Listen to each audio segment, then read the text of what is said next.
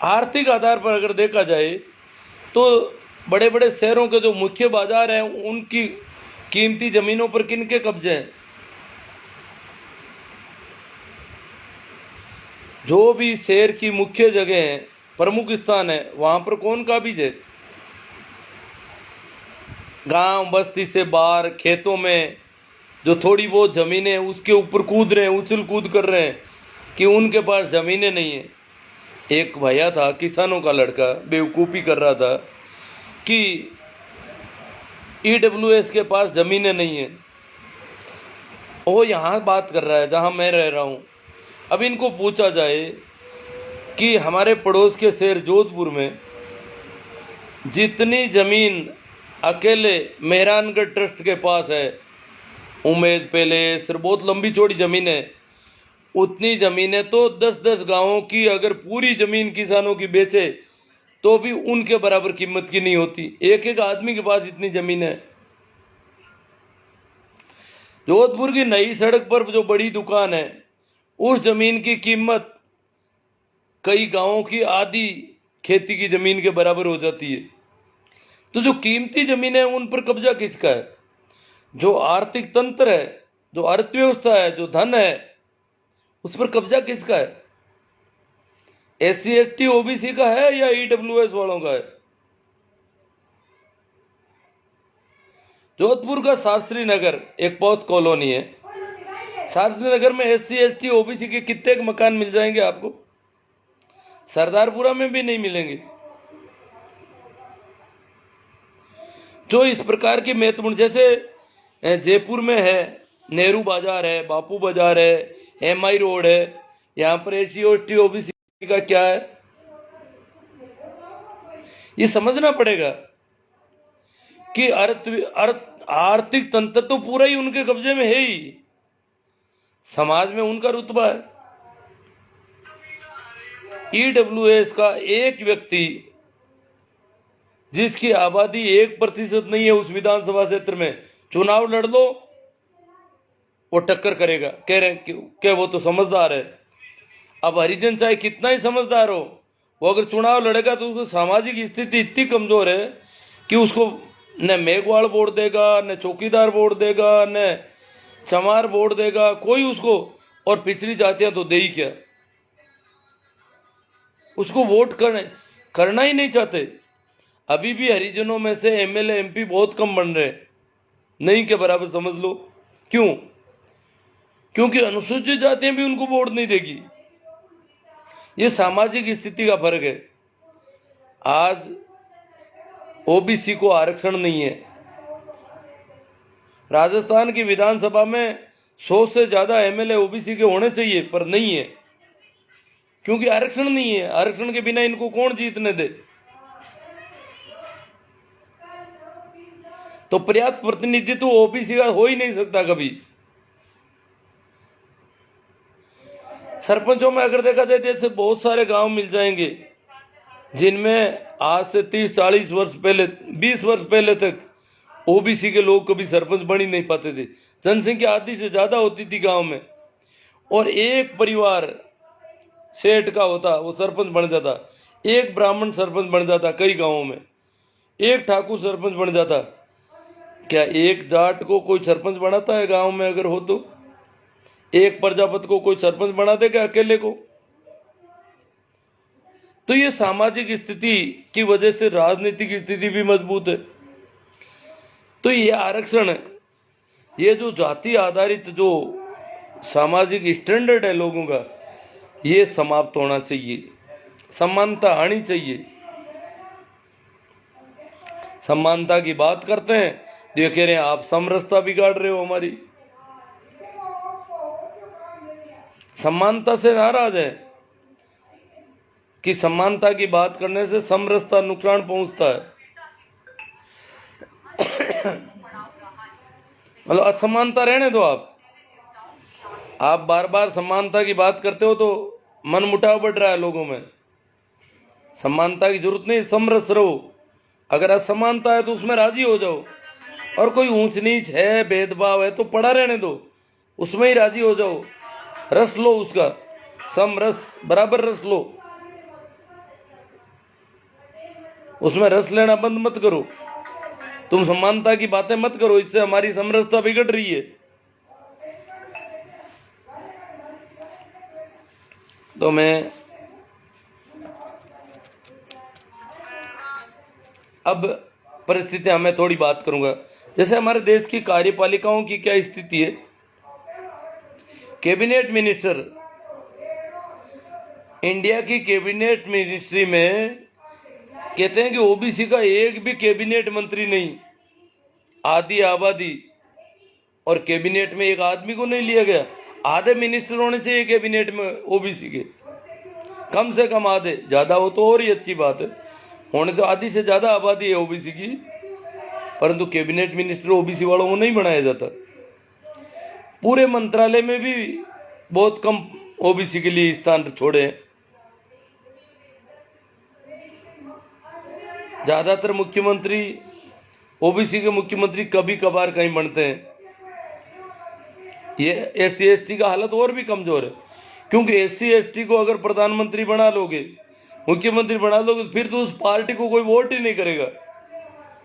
ये और है, अगर किसी पार्टी ने एससी एसटी के आदमी को, एससी एसटी के एमएलए एमपी जीतते हैं, वो तो पार्टियों की हाँ में हाँ मिलाने के लिए है, वो एससी एसटी का भला नहीं सोच सकते, क्योंकि पार्टियां कहती है हमने तुम्हें टिकट दिया तब तुम जीते हो, तुम्हारी वजह से नहीं, हमारी वजह से जीते हो, इसलिए मैच तब तबाओ बैठे बैठे, हाँ में हाँ मिलाओ, किसी प्रकार के अधिकार की बात मत करना। अन्यथा ओबीसी एससी एसटी का तो पर्याप्त प्रतिनिधित्व है, लोकसभा में है, विधानसभाओं में है, हाँ राज्यसभा में नहीं है। राज्यसभा में प्रतिनिधित्व की व्यवस्था ही नहीं की गई अभी।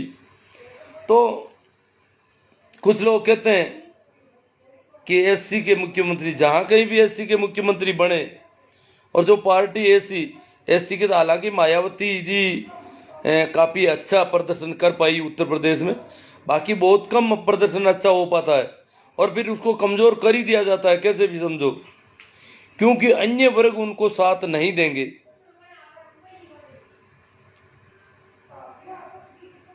मेतरानी भी पड़ोस की मेतरानी को ऊंचा उठने नहीं देना चाहती।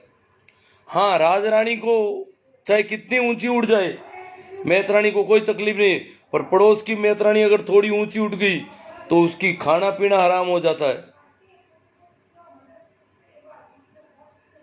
तो एससी की जो लड़की जाती है, मानी जाती है, वो आपस में एक दूसरे को ऊंचा उठने में राजी नहीं हो सकती। हाँ, जो पहले से ऊंचे उनके पीछे तो हाँ मैं हूं, भू बेड़ी भू, सभी उनके लिए तो उनके तो गुणगान गाएंगे, पर इनमें से कोई ऊपर उठेगा तो इनको तकलीफ हो जाएगी, इनकी रोटी पानी होने लगेगी। तो इसलिए पार्टियों के मुखिया, राज्यपाल भले ही बना दो, प्रधानमंत्री और मुख्यमंत्री तो हर एक पार्टी बसती है कि भाई इनको नहीं बनाना है, परंतु हम कहते हैं भाई कैबिनेट में तो लो ना। ओबीसी वालों को भी अगर बनाएंगे तो ज्यादा वोट नहीं मिलेंगे, ओबीसी की जातियां भी उसको नहीं देगी ज्यादा, और एससी एसटी वाले भी ओबीसी के बजाय थोड़े ऊंचे वालों को देना पसंद करेंगे। तो ये दिक्कतें हैं इसमें। तो मैं बात कर रहा था कार्यपालिका की कंडीशन। कार्यपालिका में आप सेक्रेटरीट भी ले सकते हैं, अफसरशाही भी ले सकते हैं, सब में प्रतिनिधित्व की कमजोरी है। ईडब्ल्यूएस का प्रतिनिधित्व पहले से भी ज्यादा है, और फिर 10% और उनके ऊपर ठोक दिया ठप्पा।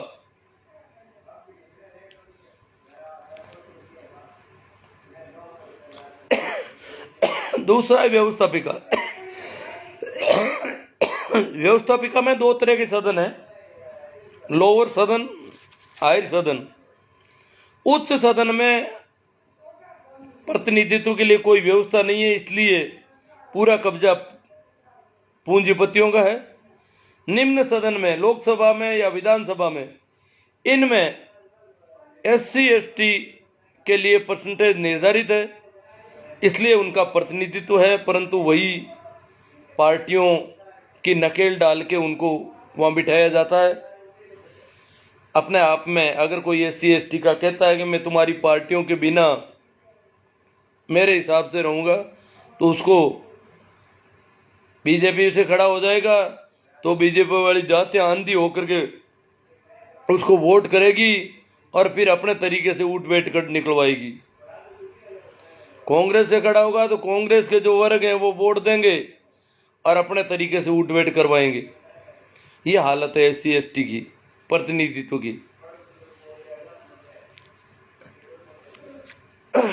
न्यायपालिका तो जानते ही हैं, कुछ विशेष घरानों का कब्जा है न्यायपालिका में आज भी हमारे देश में।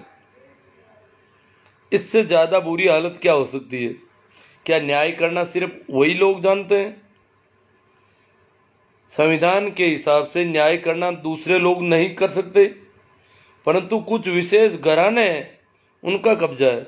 वहां तो कोई कंपटीशन टेस्ट भी नहीं है, सीधा सीधा 10 साल का अनुभव होना चाहिए हाई कोर्ट का, सुप्रीम कोर्ट का।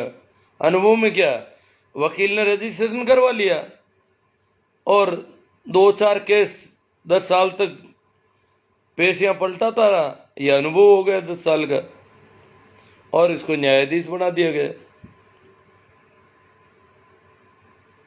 बड़ी हालत खराब है।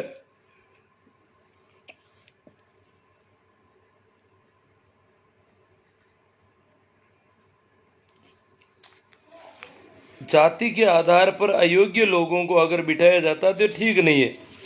हमारे संवैधानिक आरक्षण में योग्यता कंपलसरी रखी गई है। ये जो सारे मटेरियल आ रहे हैं ना, -% वाला वो बन गया और वो ये हुए, ये सारे IT सेल की करामात है। IT सेल अपने तरीके से बात कर रही है।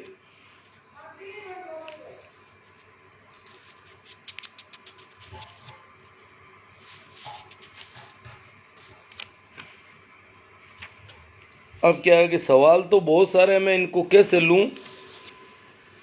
आज इतना ही पर्याप्त है मेरे हिसाब से। बाकी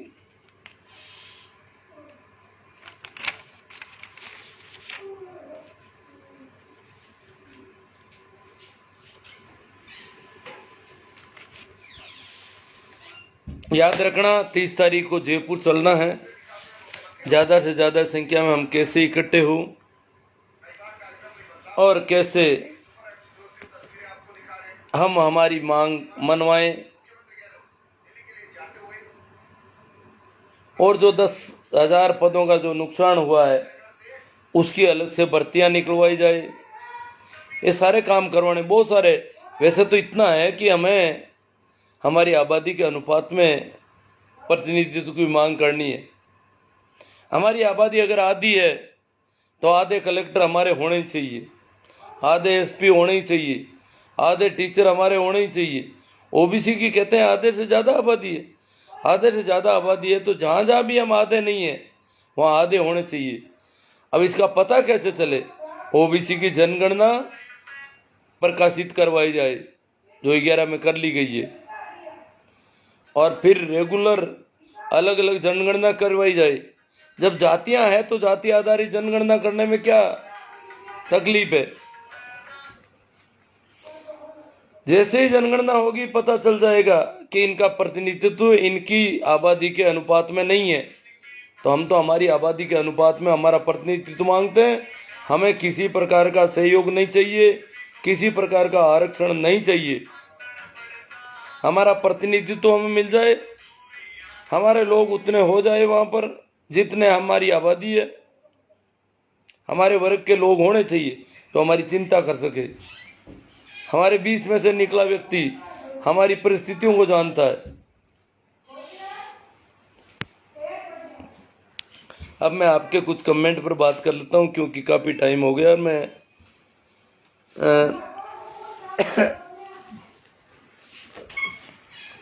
हाँ, तो CR जाट लोहाउट से, जगदीश जी मूलवा, लक्ष्मण जी, ओम प्रकाश जी मेघवाल, शोभा राम जी कुड़कुड़िया, मैं राम जी फूलबगर, खेराज जी खाती नागौर से, भागीरथ राम जी गिंटाला। भागीरथ राम जी जुड़ तो जाते हैं। हाँ ठीक है, सभी को राम राम प्रणाम नमस्कार। छोटा राम जी अरविंद जी जाखड़, गेवराम जी बेहरट, सुनील जी फोगाट, शहीद भूल ही गया भगत सिंह जी को।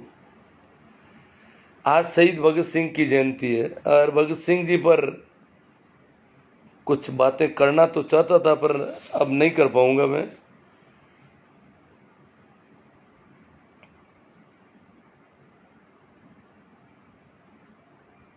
भगत मैं उसो सन्यासी हूं और उसो ने कहा जिस दिन भगत सिंह को फांसी लगी उस दिन हिंदुस्तान की जवानी को फांसी लग गई। तो हिंदुस्तान की जवानी कमजोर हो गई, उस दिन के बाद में जवानी जवानी नहीं रही। भागीरथ राम जी कीटाला, जाट गौतम, तेजाराम जी हुड्डा, सरवण राम जी काला, बलवीर जी खोजा, जगदीश जी करसावा, माँ साहब राजा राम जी मील ने कुछ दिनों पहले जयपुर में माड़ी सैनी समाज ने धरना प्रदर्शन किया था, जिसका लोकतांत्रिक तरीके से सभी भारतीय नागरिकों को समान अधिकार है, मगर हमारे राजस्थान महासभा जाट महासभा के राजाराम जी मील साहब ने खुलकर विरोध किया मालियों का। आप एक तरफ मालियों का विरोध करते हो, दूसरी ओर ओबीसी का साथ ले रहे हो। कुछ समझ में नहीं आया, इस पर प्रकाश डालें और हो सके तो हमारे इस कथन को राजाराम जी मील साहब तक पहुंचाएं।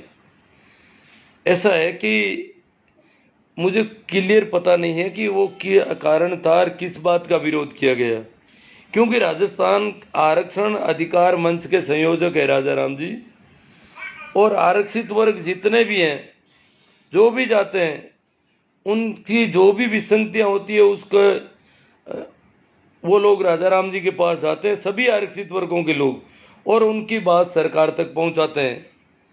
तो ये माली सैनी समाज का धरना प्रदर्शन किस बात को लेकर था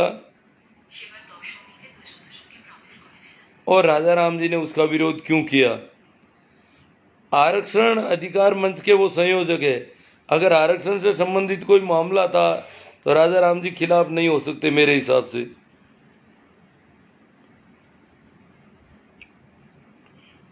ये बात पूरी तरह से मुझे जब तक पता नहीं हो तब तक मैं नहीं कह सकता इसके बारे में कुछ भी।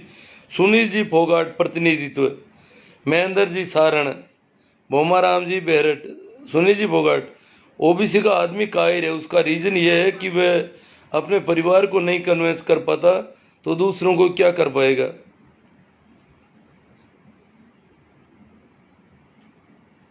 सूर्यवीर राजमाली वो कह रहे हैं आर्मी जिंदाबाद। अब देखो कुछ लोग कह रहे हैं कि आप आर्मी के खिलाफ कर रहे हो। आर्मी का 12.5% आर्मी को मिलेगा, परंतु वो पूरा का पूरा ओबीसी के युवकों का नहीं खाया जाना चाहिए। ओबीसी की महिलाओं को कोई दिक्कत नहीं हो रही है। ओबीसी पुरुषों का आरक्षण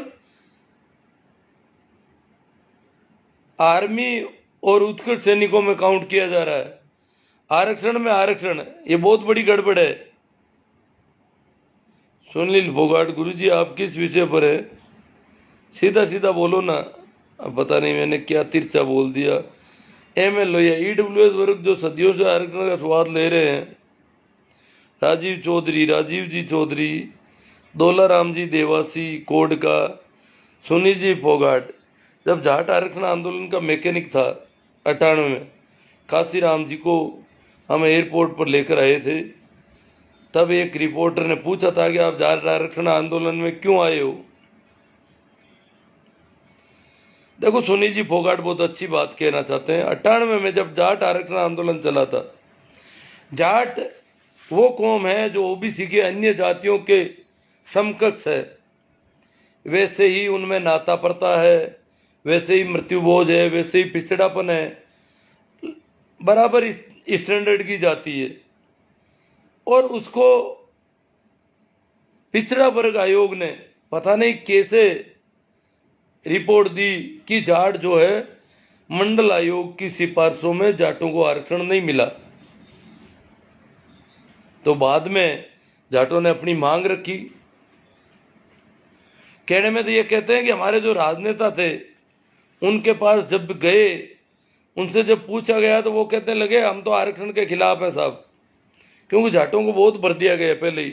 कि आरक्षण खराब है, अनुसूचित जाति वाले गलत फायदा उठा रहे हैं। इसलिए जाट तो वैसे हो गए कि हम तो इस चीज के खिलाफ हैं। कहा जाता है कि भाई नाथूराम जी मिर्दा और नटवर सिंह जी वगैरह इन्होंने स्पष्ट इनकार कर दिया, हम तो आरक्षण के खिलाफ हैं। और यही वजह रही कि जाट जो है आरक्षण से बाहर आ गए। 98 में ज्ञान प्रकाश जी पिलानिया, राजाराम जी मील, विजय पूनिया भाई साहब, इन लोगों के अथक प्रयासों से आरक्षण मिला। तो सुनी जी फोगाट कहते हैं 98 में जब जाट आरक्षण आंदोलन का मैकेनिक था, कांसीराम जी को हम एयरपोर्ट पर लेकर आए थे, तब एक रिपोर्टर ने पूछा था कि आप जाट आरक्षण आंदोलन में क्यों आए हो, और कब कांसीराम जी ने कहा था कि जब आरक्षण खत्म करेंगे कभी मेरी ओबीसी के भाई और विशेष करके बड़े भाई जाट हमारा आरक्षण ही सुरक्षा करेगा, आरक्षण की सुरक्षा करेंगे। हाँ कांसीराम जी ने क्या कहा रिपोर्टर को कि सरकारें आरक्षण को खत्म करना चाहेगी, प्रतिनिधित्व तो देना नहीं चाहेगी। उस समय ओबीसी के भाई हिम्मत करेंगे तो सरकारों से जूझ पड़ेंगे और सरकारों से अपना हक ले लेंगे। इसलिए मैं इनके साथ हूं और विशेषकर जाट लोग इस लड़ाई को मजबूती के साथ लड़ेंगे और आरक्षण को खत्म नहीं होने देंगे। अब क्या करें, असंवैधानिक तरीके का आरक्षण ईडब्ल्यूएस को दे दिया गया। आर्थिक आधार पर, आरक्षण में कोई आर्थिक आधार होना ही नहीं चाहिए। ये कोई गरीबी हटाओ योजना थोड़ी है, ये धन लाभ के लिए नहीं है, ये वंचित वर्गों के प्रतिनिधित्व का मामला है जो सामाजिक और शैक्षणिक दृष्टि से पिछड़े वर्ग हैं। तो उन्होंने कहा कि जाट हमारी सुरक्षा करेंगे लक्ष्य के, लेकिन आज वो स्थिति नहीं रही। मैं मानता हूं कि ओबीसी का आदमी कायर वह अपने आरक्षण की सुरक्षा नहीं कर सकता। SC ST और मिनट की क्या सुरक्षा करेगा। जो लोग कहते हैं कि हमें मुख्यमंत्री बनाओ, वो किसे कहते हैं? राम जी सही कहते थे। रामस्वरूप जी चौधरी, बजरंग लाल जी सीला, मनीराम जी जानी, प्रेम सिंह जी सियाग, भूतपूर्व सैनिकों के लिए अलग से कोटा। अजी कोटा अलग से है भूतपूर्व सैनिकों का, परंतु वो वर्टिकल होना चाहिए। हर जाति वर्ग से उसके पद निकलने चाहिए। सोहन जी गुरलिया, महेंद्र जी कारेल, जागो ओबीसी जागो, रघुवीर जी गोरछिया झाड़ीसरा से, नागौर, गुरुजी निंदा से घबराकर अपना लक्ष्य मत छोड़ना, लोगों को जागरूक करते रहो। रघुवीर जी गोरछिया झाड़ीसरा से, आप सत्य के साथ और सत्य कहते हो। प्रेम सुख जी, नमो बुद्धाय, दूसरों का प्रतिनिधित्व भीख, और जो भिखारी 50% से भी नहीं दाबते वो खुद आरक्षण को गलत मान बता रहे हैं। रामकरण जी पूनिया रोहिणी, बजरंग जी शीला आरक्षण का विरोध बहुत ही करते हैं, ईडब्ल्यूएस का कोई विरोध नहीं करता। बजरंग जी शीला, ओबीसी SC ST के लोगों को एक नहीं होंगे तब तक कुछ नहीं होने वाला है। जय कड़वासरा, गुरुजी उबासी आवे चाय पी लो। अजी चाय तो मैं पीता ही नहीं हूँ, वैसे यूं ही आ रही है उबासी वगैरह तो। ML लोहिया, चाय तो मैं कभी कभार कोई पीता हूँ, बाकी नियमित रूप से कभी नहीं पीता, और विशेषकर घर पर पीता ही नहीं हूँ। ML लोहिया, वर्तमान समय में हमारे देश का चौथा स्तंभ बहुत कमजोर है, जिसका खामियाजा देश की आम जनता को भुगतना पड़ रहा है। जगदीश जी भाकल, हाँ राम राम, सभी को राम राम। भगवान राम जी मेघवाड़, देवीलाल जी चौधरी, आप शामिल हो रहे हो क्या सर? हाँ जरूर, मैं क्यों नहीं शामिल हो रहा हूँ। मैंने टिकट तो करवाया है पर अभी वेटिंग में चल रहा है।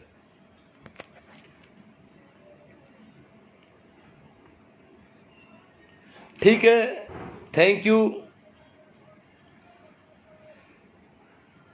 इसको ज़्यादा से ज़्यादा बड़े ग्रुपों में शेयर करने का प्रयास करें, और इसके साथ साथ मेरे YouTube चैनल का भी ध्यान रखें, उसमें ये सारे वीडियो मैं डालने का प्रयास करता रहता हूँ।